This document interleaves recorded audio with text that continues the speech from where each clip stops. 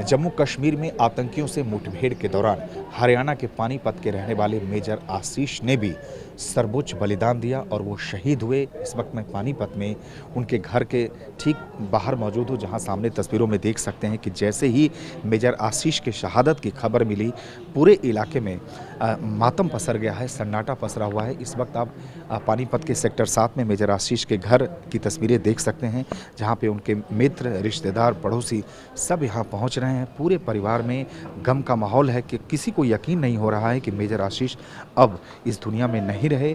अब सबसे जो दुख की बात है वो ये कि उनकी महज 3 साल की बेटी है और परिवार में यानी जो जानकारी मिली है कि अगले ही महीने वो आने वाले थे। एक घर पानीपत में ही बना था जिसमें कि वो शिफ्ट होने वाले थे।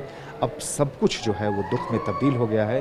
अब मेजर आशीष के चाचा इस वक्त हमारे साथ हैं। सर, परिवार पर दुखों का पहाड़ टूट पड़ा है, चारों ओर चीख पुकार मची हुई है। क्या कहेंगे मेजर आशीष के बारे में? उन्होंने शहादत दी है, सर्वोच्च बलिदान दिया है देश के लिए। भाई वो एक बहादुर लड़का था, मैं तो इतना ही कहूँगा। मैं समझ सकता हूँ, आसान नहीं है उनके बारे में बोलना। स्वयं एयरफोर्स में रह चुके हैं और एक बड़ी जानकारी आपने मुझे दी कि अगले ही महीने नया घर बना था जिसमें गृह प्रवेश होने वाला था और उनका इंतजार हो रहा था। बिल्कुल बिल्कुल सर, हम उसका इंतजार कर रहे थे। अगले महीने हमने शिफ्ट करना था वहाँ पर। टीडीआई में मकान बनाया और ये इस बात का परिवार इंतजार कर रहा था कि मेजर आशीष जब छुट्टी लेकर आएंगे तो गृह प्रवेश होगा और ये अपने किराए के मकान से फिर अपने घर में शिफ्टिंग की बात चल रही है। बिल्कुल बिल्कुल। और आप एयरफोर्स में रहे हैं तो क्या आपसे भी इंस्पायर हुए थे वो आशीष सेना में जाने के लिए? हाँ, मेरे क्लोज थे वो, हमारे से बातें करते थे। बेटा था हमारा, खुद मेरे को पापा बोलता था वो। समझ रहा हूँ, आसान नहीं है। आप हौसला रखिए, चूँकि आप परिवार के मुखिया हैं, गार्जियन हैं, तो आप समझ सकते हैं कि किस तरीके से जो लोग हैं वो कितने दुख में हैं। कुछ और लोग भी आए हैं, क्या कहेंगे, कैसे याद करेंगे मेजर आशीष को? वो हमारा भतीजा था और बहुत बहादुर लड़का था। डायरेक्ट वो लेफ्टिनेंट से भर्ती हुआ था और गांव बिंजोल से उसके अंकल, उसके फादर साहब, पूरी फैमिली यहाँ पे खड़ी है।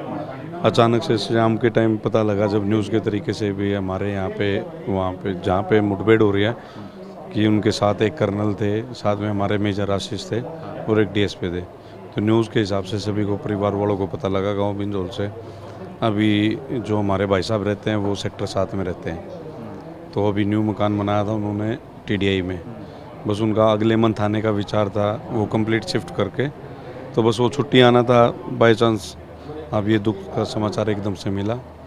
अभी पहले फैमिली में देखते हैं अभी क्या करना है। जैसे उनका पार्थिव शरीर आता है, पहले तो हम अपने टीडीआई वाले घर में जाएंगे, उनका अंतिम संस्कार हम गांव बिंजोल में करेंगे। आप देख सकते हैं कि परिवार में जितने भी मित्र, रिश्तेदार, परिवार के लोग सब बेहद गमगीन हैं। किसी को यकीन नहीं हो रहा कि मेजर आशीष अब इस दुनिया में नहीं है।